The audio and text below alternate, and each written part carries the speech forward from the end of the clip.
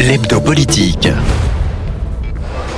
Bonsoir et bienvenue dans l'hebdo politique, votre rendez-vous politique du dimanche soir sur Radio Sensation en association avec TV78, épisode 237. Nous sommes au salon de l'agriculture et mon invité ce soir est la vice-présidente de la région Île-de-France en charge de l'agriculture, Valérie Lacroute.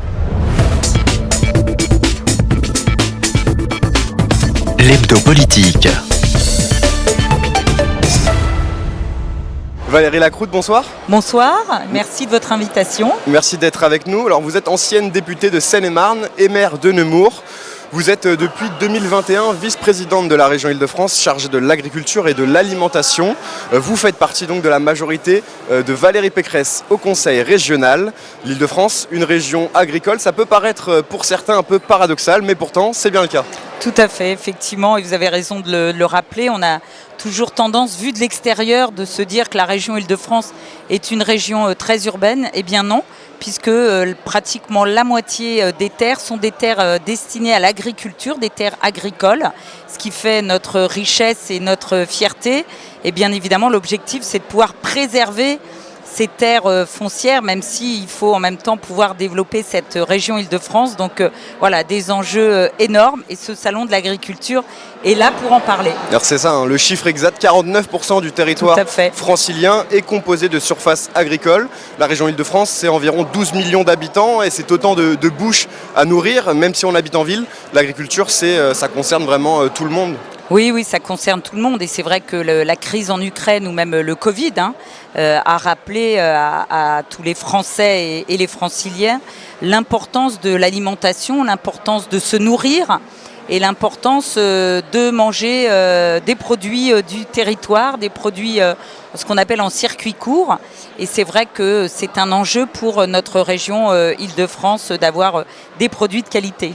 Alors le salon de l'agriculture, depuis 1964, c'est un événement important pour le monde agricole. C'est aussi l'occasion pour les urbains, pour les Parisiens et pour la petite couronne de redécouvrir le champ, de redécouvrir la nature, de voir, d'échanger avec les agriculteurs, ceux qui nous nourrissent. C'est un moment particulier aussi pour vous en termes politiques, j'imagine. Bien sûr, c'est un moment particulier parce que c'est vrai que ce salon, une fois par an, salon international de l'agriculture. Donc voilà, il y a déjà toutes les régions de France qui sont représentées. Et c'est vrai que pour la région Île-de-France, c'est un moment exceptionnel. C'est l'occasion pour nous de montrer à nos franciliens, qui sont pour beaucoup qui habitent à Paris ou en petite couronne. Sur la majorité des visiteurs ici. Oui, c'est la majorité. Et puis en plus, c'est la semaine des vacances. Donc c'est l'occasion vraiment de montrer ce qu'est la région Île-de-France, ce que nous avons comme richesse sur ce territoire. Et c'est l'occasion pour nous, élus effectivement de la majorité avec Valérie Pécresse, de démontrer que la région Île-de-France est aux côtés de ses agriculteurs, de ses producteurs, et qu'elle est là pour accompagner au développement de cette région, à la production agricole, alimentaire du territoire, à destination de nos franciliens. Donc c'est effectivement un moment incontournable et puis un moment très sympathique en même temps. Alors l'année dernière, le thème, c'était les retrouvailles après une année marquée par la crise sanitaire et l'annulation de l'édition 2021 à cause de la pandémie. Cette année, le thème, c'est l'agriculture, le vivant au quotidien. Alors qu'est-ce que ces mots vous inspirent, vous ? Alors le vivant, c'est surtout le vivant et le quotidien, le mot quotidien qui est important, et je pense que le thème est bien choisi après ces 2 années difficiles. Alors même si l'année dernière, effectivement, le thème des retrouvailles était important, c'est l'occasion de montrer au travers des événements internationaux que nous avons vécus au cours de ces 2 années l'importance du vivant, de la matière vivante, de l'alimentation, du produit qui est fabriqué et produit par nos agriculteurs, qui doit au quotidien permettre à tous nos franciliens de se nourrir. Et effectivement, je pense que la thématique, elle est parfaitement adaptée à tout ce que nous avons vécu ces 2 dernières années, et de montrer à nos franciliens qu'il est important de bien se nourrir. Alors on l'a dit, l'Île-de-France est une région agricole malgré les apparences. On y recense 5000 exploitations. Alors qu'est-ce qu'on produit en Île-de-France ? Quels sont les produits locaux ? Alors, on produit beaucoup de choses. C'est un peu alors entre guillemets pas le paradoxe, mais la richesse de cette terre francilienne, c'est qu'on y produit. Alors, on a, je dirais, en Seine-et-Marne des grandes cultures. Seine-et-Marne, premier département agricole d'Île-de-France. Voilà, tout à fait. Donc, beaucoup de grandes cultures, ce qui permet de produire du blé, du colza, de l'orge, des betteraves. Donc, ce qui permet aussi d'avoir une partie d'exportation, parce que c'est aussi ce qui est important, c'est de nous nourrir au quotidien, mais aussi de pouvoir exporter. Donc, on est plutôt sur cet espace de la Seine-et-Marne, plutôt effectivement sur de la grande culture. Nous avons un peu d'élevage, donc c'est là aussi un des enjeux de pouvoir développer l'élevage. Et puis de la production maraîchère, qui se développe et qui se développe de plus en plus sur les zones urbaines, parce que c'est important aussi de pouvoir produire sur des surfaces qui sont moins grandes. Donc c'est là aussi l'objectif de pouvoir accompagner à la production de maraîchage de fruits et de légumes. On a vu ces dernières années, on a perdu énormément. On importe malheureusement plus de la moitié de nos fruits et légumes, ce qui est dramatique pour un territoire comme la France, qui était un territoire très agricole. Et puis on est aussi en accompagnement la région Île-de-France vers des pratiques plus vertueuses, puisqu'on a aussi accompagné le bio depuis de nombreuses années au travers de la production maraîchage. Il y a eu une énorme augmentation du bio ces dernières années. Tout à fait, ces dernières années, ce qui était aussi important. Donc voilà, on est assez diversifié. Bien évidemment, on n'est pas l'équivalent de régions très agricoles, mais je dirais qu'on n'a pas à rougir de tout ce qu'on fait, et la région est vraiment là pour accompagner ses producteurs. Alors rentrons au niveau politique à présent, après cette présentation rapide de la région Île-de-France et de son agriculture, pour que nos auditeurs comprennent bien quelles sont les compétences des régions en matière d'agriculture. Parce qu'on sait qu'il y a l'Union européenne, il y a l'État. Oui, tout à fait. Que font les régions ? Oui. Alors c'est une très bonne question, surtout que c'est une question d'actualité, puisque depuis le 1er janvier 2023, donc il y a quelques semaines, toutes les régions de France ont récupéré dans la nouvelle politique agricole commune le deuxième pilier de la PAC. Donc ça ne parle pas forcément à tous nos Français, mais c'est une révolution, je dirais, importante, puisque du coup les régions ont maintenant une vraie compétence en matière d'agriculture, et donc on est là vraiment pour accompagner nos agriculteurs. L'État a gardé tout ce qu'on appelle les aides surfaciques, c'est-à-dire les aides à l'hectare, en fonction du nombre d'hectares des agriculteurs, a repris le sujet du bio. Donc on y reviendra peut-être tout à l'heure, parce que c'est une inquiétude pour les agriculteurs qui se sont convertis en bio, avec l'inquiétude que l'État n'accompagne pas autant qu'ont pu le faire les régions ces dernières années. Et ça avait été un choix de Valérie Pécresse. Et donc nous, on vient aider les agriculteurs sur l'installation des jeunes agriculteurs. On y reviendra peut-être tout à l'heure, qui est un enjeu important, sur la transmission des exploitations. Là aussi, c'est un élément important.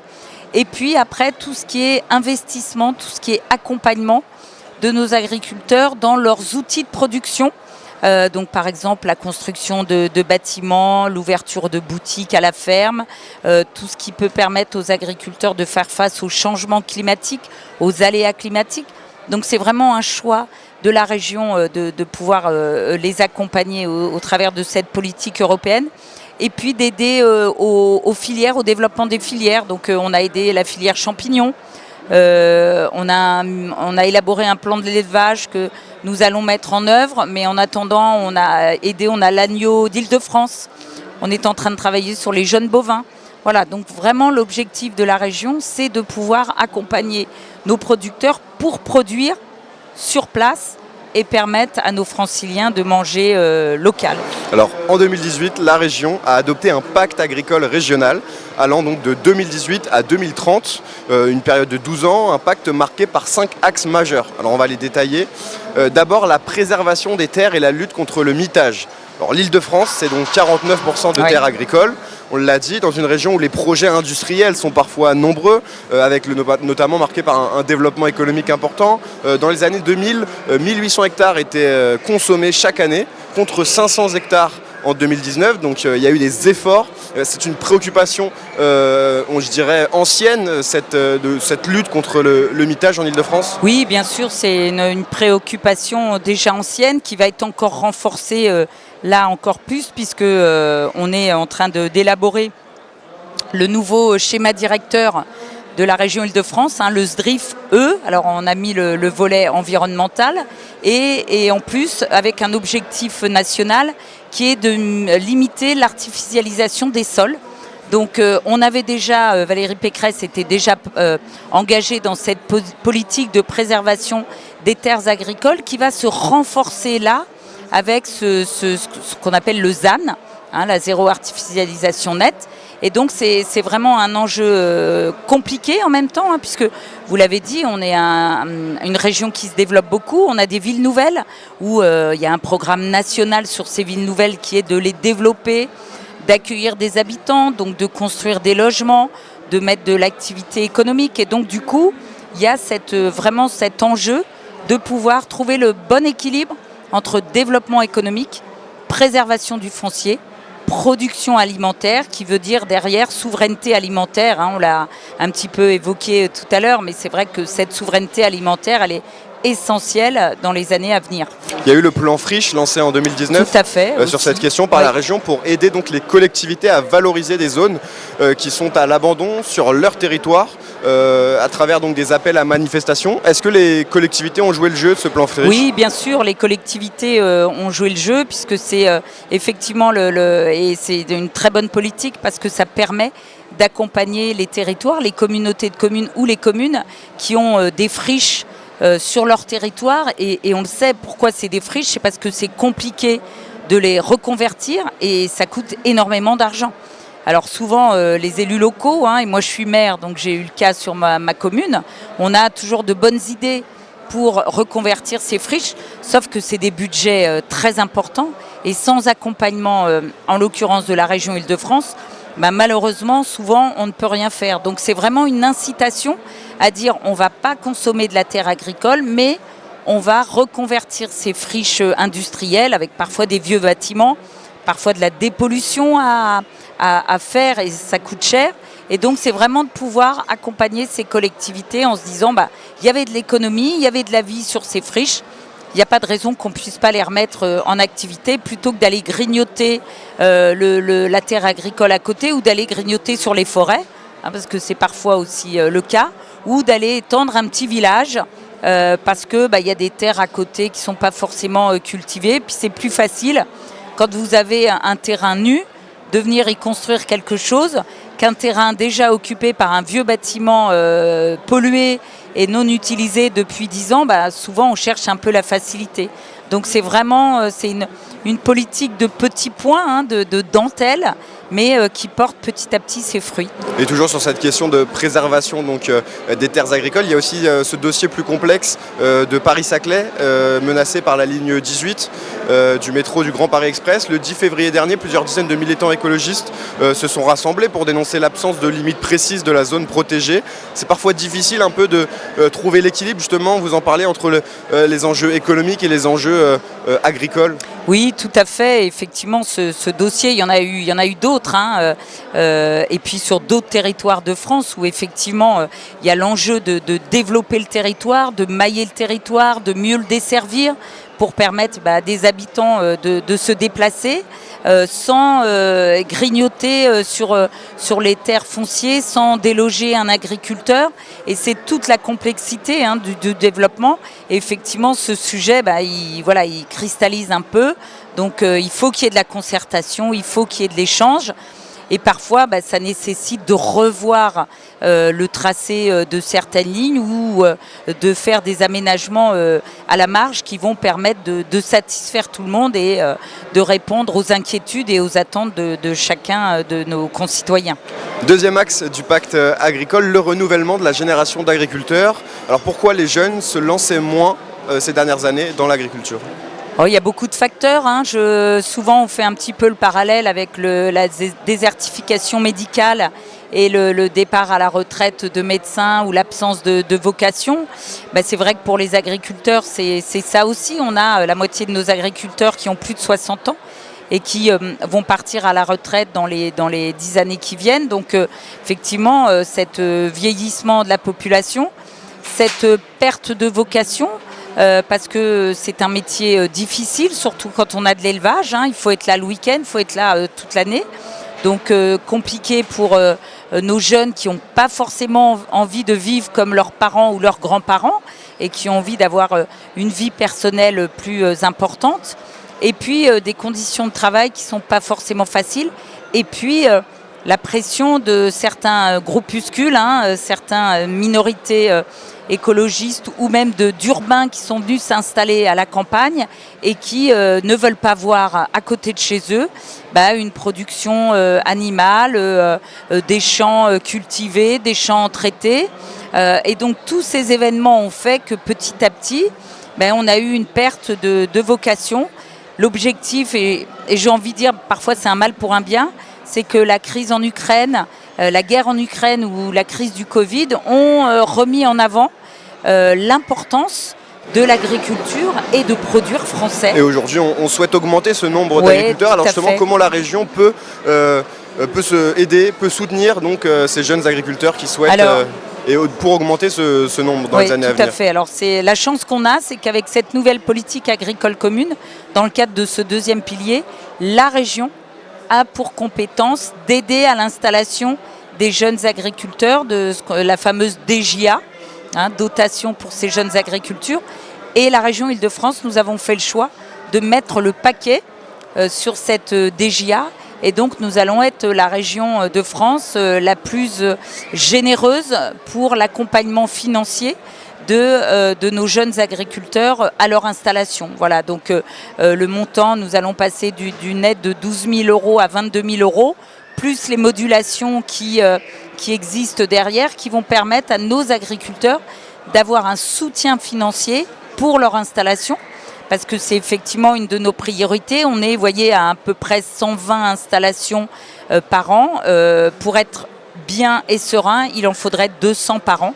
Donc l'objectif, c'est vraiment de pouvoir inciter des jeunes agriculteurs, alors dans le cadre familial ou hors cadre familial, de s'installer sur la région Île-de-France pour aider à la production. Donc céréalière, fruits et légumes, élevage. Voilà, on accompagnera tout jeune agriculteur qui veut s'installer. L'hebdo politique. Toujours avec Valérie Lacrouche, vice-présidente de la région Île-de-France en charge de l'agriculture et de l'alimentation. Troisième axe du pacte agricole maintenant, la diversification. Alors pourquoi c'est important pour une région d'avoir plusieurs types d'agriculture ? Alors j'ai envie de dire, c'est pas seulement pour la région, c'est aussi pour nos agriculteurs. Parce qu'on le sait, on le voit et même eux le disent, il faut qu'ils se diversifient pour augmenter leurs revenus au quotidien. C'est comme une entreprise, il vaut mieux avoir plusieurs clients qu'un seul, parce que quand vous avez qu'un seul client et que ce client disparaît, c'est votre activité que vous mettez en péril. Et là, c'est un peu le même principe. L'idée, c'est de dire que l'agriculteur, plus il va diversifier son activité, et plus il pourra effectivement espérer obtenir un revenu supplémentaire de ces nouvelles activités. Alors la région Île-de-France, justement, c'est principalement, on l'a dit, des cultures céréalières. Sur quelles autres filières les agriculteurs de la région peuvent-ils se diversifier ? Alors souvent, alors on a un petit peu tous les cas de figure, donc c'est un peu compliqué de faire une généralité, mais on a quand même beaucoup d'agriculteurs qui produisent, transforment et donc ouvrent ce qu'on appelle des boutiques à la ferme, ce qui leur permet de vendre vraiment en circuit court toute la production qu'ils ont pu transformer sur place. Donc vous voyez par exemple, je parlais tout à l'heure de l'élevage agneau d'Île-de-France, eh bien c'est l'occasion pour ces éleveurs de vendre leurs agneaux dans les boucheries du coin, d'alimenter les cuisines centrales, la restauration collective, et puis de vendre chez eux, dans leur boutique, aux particuliers, aux habitants du territoire, un carré d'agneau, voilà, je ne vais pas rentrer dans le détail, mais voilà, sur les fruits, les légumes, c'est pareil. Et puis on a aussi des agriculteurs ou des industries dans l'agroalimentaire qui récupèrent tous les fruits ou les légumes moches, entre guillemets, hein, ou qui ne sont pas calibrés, et qui du coup transforment ces produits et peuvent vendre en direct une soupe de potimarron, un coulis de tomate, du cresson. Hein, on a des cultures un peu emblématiques sur la région Île-de-France. Et ces activités génèrent du revenu supplémentaire pour ces agriculteurs. Et donc la région Île-de-France, on va aider à l'ouverture d'une boutique en matière d'investissement où on va accompagner l'agriculteur pour faire les travaux et pour ouvrir sa boutique. On va aider l'agriculteur à construire un hangar pour mettre de l'élevage. On va accompagner un agriculteur pour développer l'élevage de poules bio. Voyez, et donc c'est vraiment l'objectif de la région Île-de-France de pouvoir accompagner ces agriculteurs à se diversifier. Et toutes ces nouvelles filières, du coup, on va les regrouper sur des marques, créer des marques. Tout à fait. Alors franciliennes. C'est vraiment notre objectif, hein, et on a notre marque produit en Île-de-France, qui est une marque que nous avons créée il y a maintenant quelques années. Et l'objectif, c'est vraiment qu'on puisse monter en puissance sur cette marque, parce qu'on a bien vu, on a bien senti que les Franciliens avaient envie d'acheter du local. Et donc, il faut qu'ils puissent identifier rapidement ce qui est en produit local, et pour pouvoir, même dans les grandes surfaces, hein, parce que c'est ça aussi l'objectif, dans les grandes surfaces, de pouvoir, quand ils rentrent dans le magasin, trouver les produits d'Île-de-France. Donc c'est là aussi une des missions qui est confiée à un de mes collègues conseiller régional, Sébastien Dromini, de pouvoir faire monter en puissance cette marque produit en Île-de-France. Alors, 4e axe maintenant du pacte agricole, la transition énergétique et écologique. L'agriculture émet en France 19% des émissions de gaz à effet de serre. Le secteur devra faire des efforts pour atteindre donc les objectifs du pacte vert européen. Oui. Alors quels sont les principaux efforts à faire, notamment via cette nouvelle PAC qui se veut plus verte? Oui. Alors, le premier objectif pour nous, toujours au travers de ces investissements, c'est de pouvoir accompagner aussi financièrement nos agriculteurs dans cette transition énergétique, écologique, et également de s'adapter aux aléas climatiques.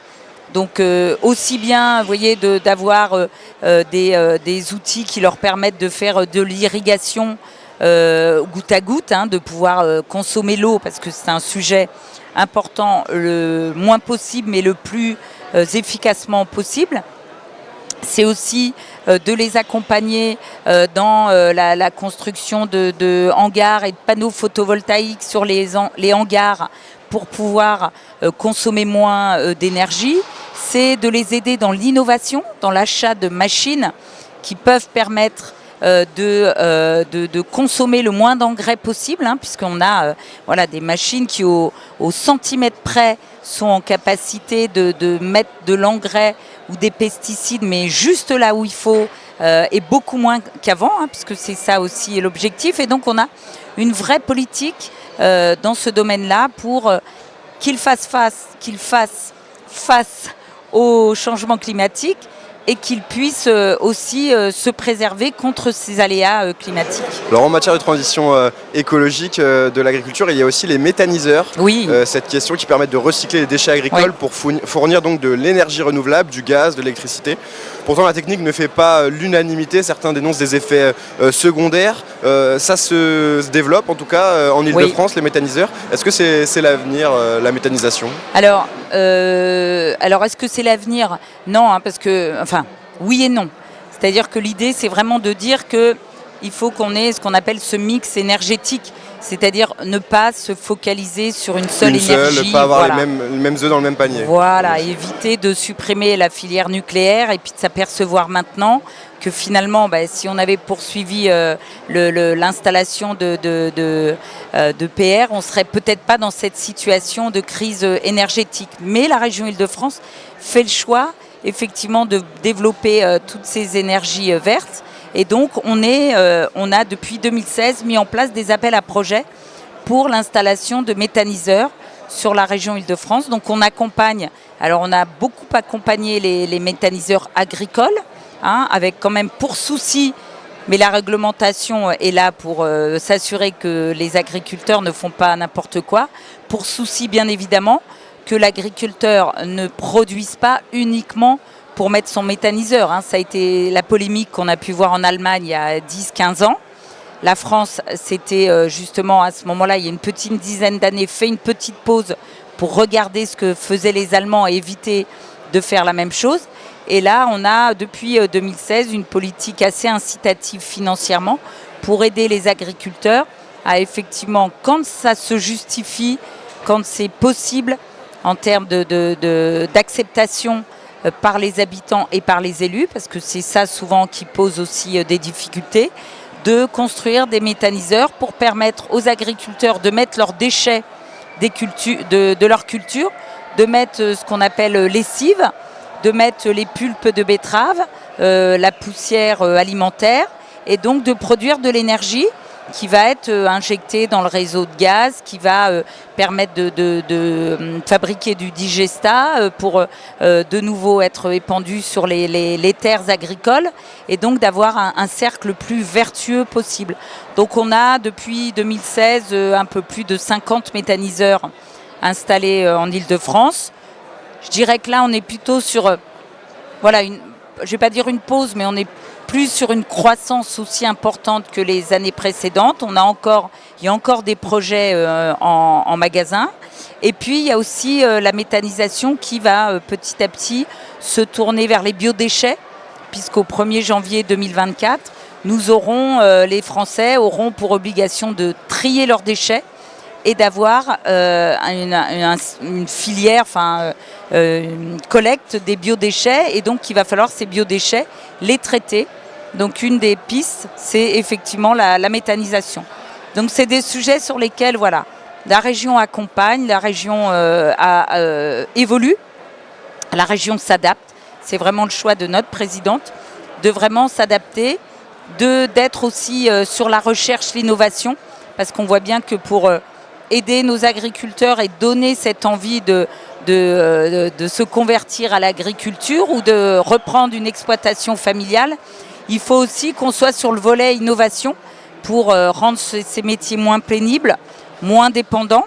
Et puis on sait que les jeunes sont très attirés par tout ce qui est nouvelles technologies et innovation. Et innovation. Et c'est vrai que c'est une opportunité à ne pas négliger. Enfin, Valérie Lacroute, pour finir, le 5e axe et dernier donc, du pacte régional agricole, favoriser le manger francilien. Les circuits courts, on la cote, 12 millions de franciliens, donc c'est un marché non négligeable. Aucune autre région ne peut en dire autant. La région a lancé un plan régional pour une alimentation donc, locale, durable et solidaire. Un des objectifs, atteindre donc les 100% de lycées publics franciliens approvisionnés avec des produits locaux, donc 50% en produits bio d'ici à l'année prochaine, en 2024. Est-ce que l'objectif sera tenu ?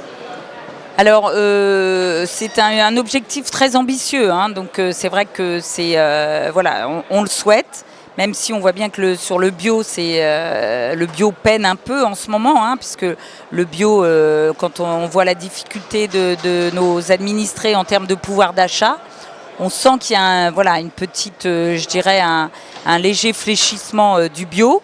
Donc notre objectif, c'est vraiment dans les lycées d'être sur du circuit court, c'est-à-dire du produit local. S'il est bio, c'est encore mieux. L'objectif des 50%, j'espère qu'on y arrivera 2024-2025. Mais c'est là aussi notre objectif. Mais c'est surtout d'arriver à avoir cette filière, cette industrie agroalimentaire qui permet de produire, de transformer et d'avoir suffisamment de produits de quantité pour pouvoir alimenter les lycées. Donc il y a toute une chaîne alimentaire de transformation de production qui nécessite beaucoup de travail. Et donc c'est un travail que l'on fait depuis déjà maintenant de plusieurs années. Il y a eu énormément de progrès et donc effectivement nos lycées, nos chefs de cuisine dans les lycées maintenant, grâce à cette plateforme que nous avons mis en place à la région Île-de-France, peuvent aller chercher sur cette centrale d'achat des produits locaux de plus en plus importants, avec un choix de plus en plus important, et puis produits bio. Donc j'espère qu'on atteindra ce pourcentage. En tout cas, on n'en est pas loin. Et c'est vraiment le souhait de l'ensemble de l'exécutif régional et de la présidente de pouvoir aller dans cette direction. Et on le sait, la souveraineté alimentaire nous le rappelle tous les jours. Merci beaucoup Valérie Lacroute Merci. d'avoir Merci été à vous. avec nous dans l'hebdo politique. Je rappelle donc que vous êtes vice-présidente LR de la région Île-de-France en charge de l'agriculture et de l'alimentation. Nous on se retrouve la semaine prochaine pour un nouveau numéro de l'hebdo politique. Très bonne soirée à tous.